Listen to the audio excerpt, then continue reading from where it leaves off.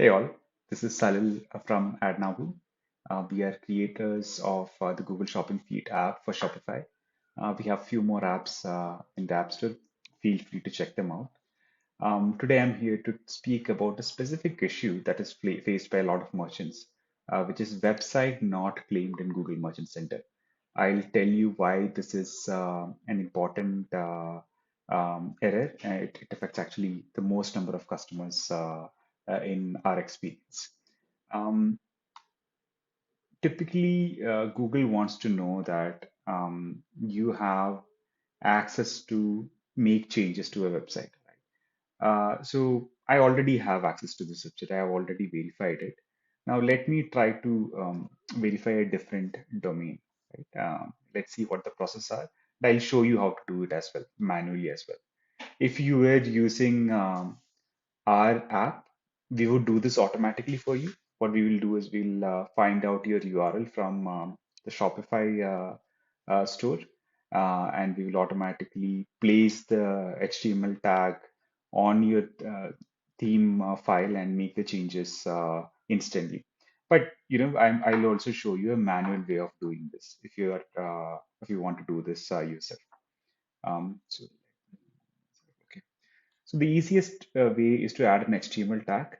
I don't think HTML file to your website is easy with Shopify. I think adding the HTML tag is the easiest one to do. So I'll just copy whatever tag Google is providing me. Go to online store. I'll click on customize themes.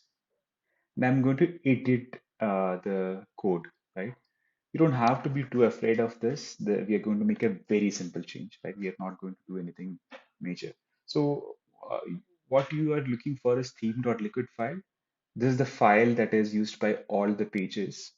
So if I make a change here, it should be there in the home page, product page, every single one. The only thing here is that find where your meta tags are there and add a new line, paste it, and you're done.